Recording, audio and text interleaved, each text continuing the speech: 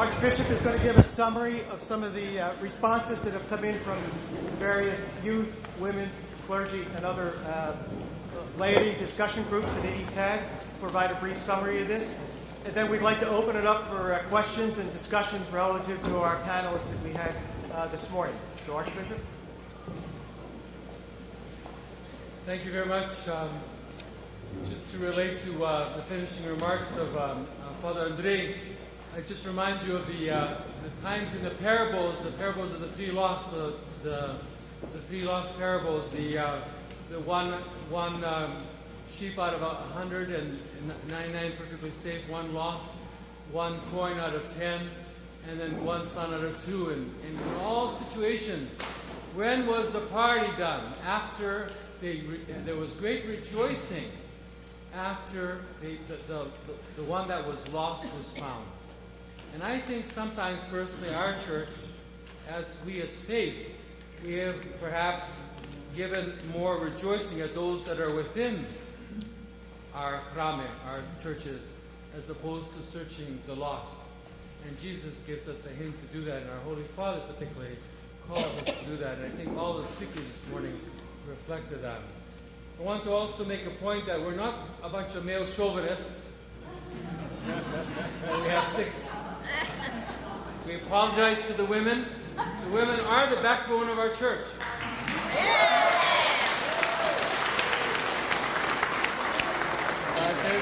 We had 2 speakers who were to be presenting this morning, but for different circumstances that occurred earlier, there were changes. And so the gentlemen, the two of them stepped in on the last minute need. So this is what happened, but just wanted you to know that. We did a number of surveys over the last little while in different circumstances with the youth, with the women, particularly a more detailed one with the families, the evangelization, the pastoral approach in the families, and all of them came back, and with the clergy, and all of them came back with some different data. It's imperfect in that we didn't get a terrific response. Ukrainians, typical of most groups, are not the most famous in returning questionnaires and responding. But those who did, those who filled out, there are a number of common themes that are good indicators. So today I'm just going to share with you a few of those indicators that are pertinent to our discussion today. There's a lot of information. I don't want to take time to tell about all that was gained in those surveys, so there's a lot that will not be presented. But I wanted to just give you a framework of where we're at. We've also begun in the last 9 years to take an annual count of attendance every November, through the month of November. So in November, make sure you're going to church every Sunday. But it's to tell us, to give us an indicator. And it's not the 1 year that thing, it's over time. What's happening? Where are we going? What's happening in the church? And it's already given us some good indicators that in the last nine years we've been doing that, the number of households in our church has dropped about 10%. And that could be just general attrition, could be other reasons too. The number of souls, persons, individuals has dropped about 9%. 15 parishes have experienced a modest increase in households. 34 parishes have experienced a modest decrease in households. That's family units, whether it be 1 person, 2 persons, or 5 or more, whatever. We have 66 parishes, have 2 missions, and we have some developing missions. And there are 51 active priests. To give you kind of a framework. Our average weekly attendance from those statistics generally runs from 23% to most are in the middle 40s. And comparatively to many other faiths, we're doing much, much better. But we ought not to get comfortable with that because we have smaller numbers too. Statistics reflect larger circumstances. But generally we're in between the 23 to up to 50%. Most are in the mid and higher 40% of the parishioners who come weekly. The exception are a number of parishes. And it's interesting, and you might want to talk to the their parish priests and the officers from those parishes why that might be different in these parishes. Two of our smaller parishes, Manassas and Centralia, have averaged a 70% weekly attendance. 8 parishes were in the mid and high 60%, among them Frackville, Lansdale, Middleport, Mount Carmel, Toms River, Chesapeake City, and Millville. And Ramsey was slightly higher than the average at 56%. There's something that speaks of smaller communities. And if you look at the origins of the church, the first communities, they grew out of being small communities, and they attracted others in an easier way. And so that's a real strength to be small, and it's something that can be utilized in our reaching out to the lost. What do the surveys tell us? These are common to all of them. Most common reason that they say for not attending church weekly is that we're just too busy. And isn't that a common reason for many things we hear today? Just too busy. We all seem to be too busy. Interestingly, as much as we might want to cite these things, nowhere did they cite language and cultural barriers. I was surprised by that. I was expecting that. A small number cited the church as not engaging or not relevant. Most observations were very positive. And what we really get a sense from those observations was there's a thirst, an overwhelming expression of need for education. Teach us the faith. We're ignorant of the faith. Christ's teaching as applied to what I have to deal with today in life's events.